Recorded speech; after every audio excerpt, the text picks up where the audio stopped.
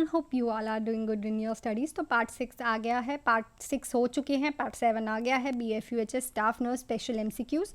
ये वही MCQs हैं जो कि प्रीवियस पेपर्स में बहुत ज़्यादा बार रिपीट हो चुके हैं और जो कि बहुत ज़्यादा इंपॉर्टेंट है। कोई नया क्वेश्चन लगता है तो प्लीज़ उसे लिख लीजिए अपनी कॉपी पे, क्योंकि कभी कभी हम वीडियो वापस नहीं देखते हैं, हम सीधा पढ़ते ही हैं, ठीक है। तो उस नोटबुक पे लिख लीजिए और उस पर आप दोबारा से रिवीजन कर सकते हैं।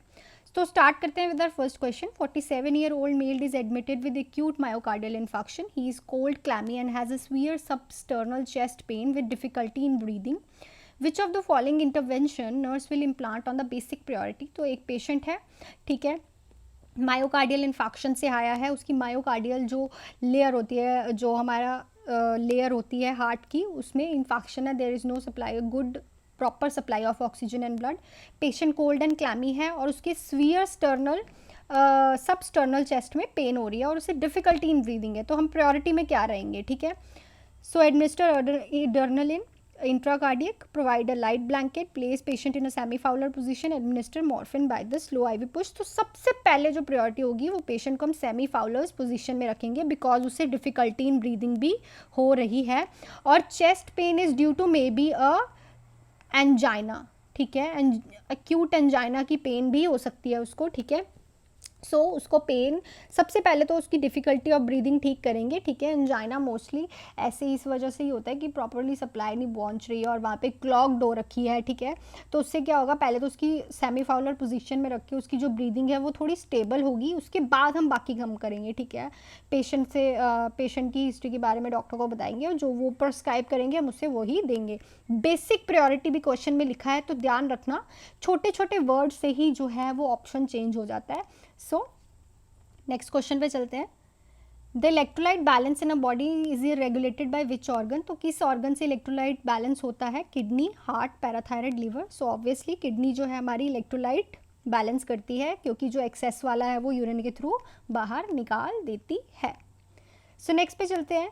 Lactulose 20 gram is administered to the patient with gastric tube. On hand is lactulose syrup 10 grams per 15 ml. How much will the nurse give? 20 gram हमें एडमिनिस्टर करना है पेशेंट के, उसको गैस्ट्रिक ट्यूब पड़ी है और हमारे हाथ में 10 ग्राम है पर 15 ml, तो कितना देगी? सो द फॉर्मूला इज जितना एडमिनिस्टर करना है अपॉन जितना हैंड में है इनटू ml। सो 0 से 0 कटा, 215 से कितना होता है हमारा 30 ml। तो हम उस पेशेंट को कितना देंगे है 30 ml जो है लेक्टोलूज हम उसको दे देंगे। आ गया desired dose upon available dose into ml, ठीक है। ऐसे क्वेश्चन आते हैं, इंपॉर्टेंट है BFUHS में। नेक्स्ट है patient with the pacemaker is ambulating in the room with the assistant of nurse. The nurse complains, the patient complains of dizziness and shortness of breath. The initial action by the nurse. देखो एक patient है, उसको अभी pacemaker डला है, ठीक है, एम्बुलेट कर रहा है, रूम में चल फिर रहा है और वो एकदम से बोलता है कि मुझे डिजीनेस और शॉर्टनेस ऑफ ब्रेथ हो रही है।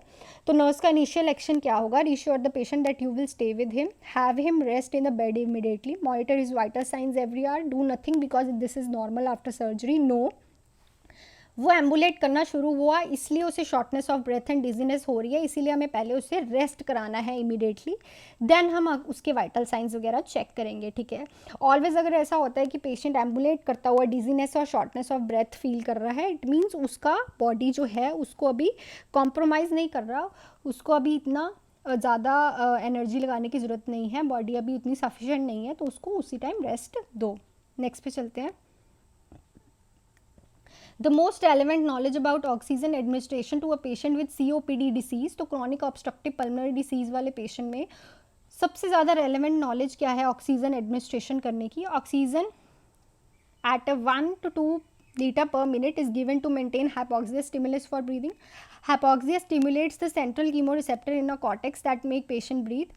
Oxygen is administered, best use a non-breathable mask और blood glasses are monitor using a pulse oximeter. तो मैं ये COPD के क्वेश्चन आपको नॉर्सेट की क्लास में रेस्पिरेटरी सिस्टम में करा चुकी हूँ, वो भी आप देखा करिए, चाहे आप BFUHS की वीडियोस देख रहे हैं पर सारी वीडियोस देखिए। देखो कोई नहीं पता, कभी कभी ऐसा होता है कि एक ही क्वेश्चन उसमें से आ जाए तो एक एक नंबर से भी बंधा रह जाता है, तो वो भी वीडियोज़ हार्डली मैं 10-15 मिनट की इसीलिए वीडियो डालती हूँ ताकि आप प्रॉपरली सुन पाएँ, ठीक है।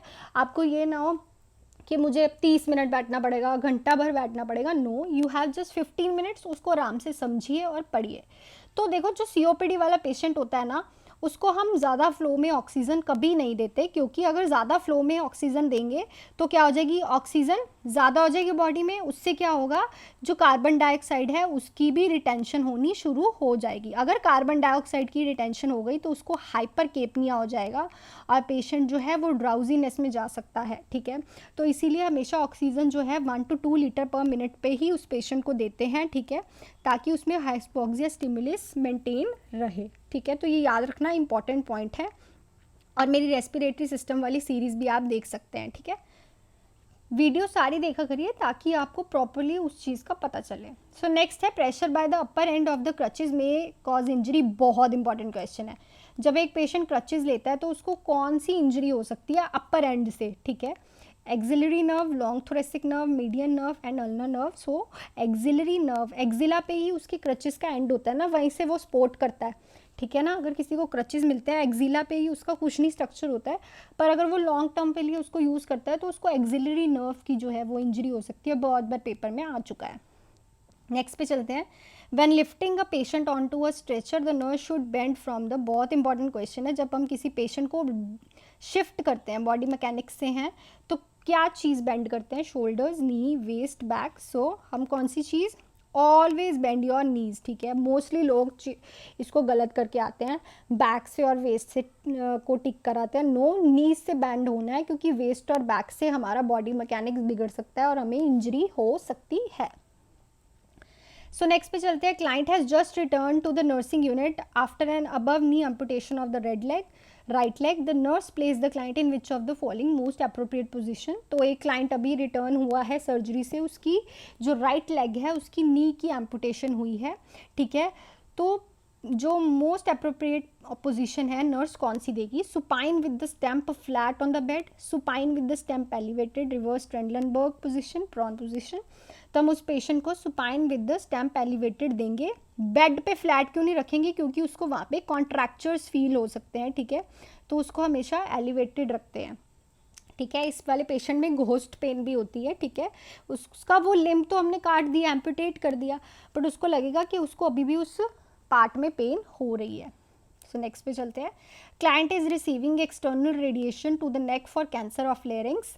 The most likely side effect, तो एक्सटर्नल रेडिएशन थेरेपी हो रही है नेक के कैंसर के लेरिंग्स में। तो मोस्ट कॉमन साइड इफेक्ट क्या होगा, constipation, dyspnea, sore throat, diarrhea. So उस पेशेंट को सॉर थ्रोट होने के बहुत ज़्यादा चांसेस होते हैं, बिकॉज रेडिएशन थेरेपीज़ जो हैं वहाँ पे ड्राइनेस कॉज करती हैं। ड्राइनेस की वजह से वहाँ पे सॉर थ्रोट होने के ज़्यादा चांसेस होते हैं। नेक्स्ट पे चलते हैं। A nurse was called to see the patient with noisy breathing. She suspect laryngospasm with stridor and is occur commonly with। उस एक पेशेंट को देख रही है, उसको नॉइसी ब्रीदिंग हो रही है, उसको लरेंजोस्पाज्म है एंड स्ट्राइडर भी है। तो उसको क्या हो, किस वजह से है, हाइपरकैलीमिया, हाइपरकैल्सीमिया, हाइपोकैलीमिया, हाइपोकैल्सीमिया। सो ये जो प्रॉब्लम अकर होती है हाइपोकैल्सीमिया, मतलब कैल्शियम का लेवल ब्लड में कम है, इसलिए लरेंजोस्पाज्म मतलब लेरिंग्स में स्पाज्म हो रखा है, नॉइसी ब्रीद आ रही है उसको, और स्ट्राइडर जैसी आवाज़ आ रही है। तो हाइपोकैल्सीमिया की वजह से ये देखने को मिलता है। ट्राउजी एंड चोविचिक साइन भी देखने को मिलता है। So these are some important questions of BFUHS exam. So I hope ये वीडियोज़ आपको अच्छी लग रही है तो please hit the like button, क्योंकि उससे मेरे को इंकरेजमेंट मिलेगी और भी क्वेश्चंस मैं आपके लिए अच्छे लेके आऊँगी। और इन वीडियोज़ को शेयर ज़रूर करिए and subscribe to my channel. और अगर कोई भी डाउट होता है तो कमेंट सेक्शन में आप मेरे से पूछ सकते हैं। So thank you so much.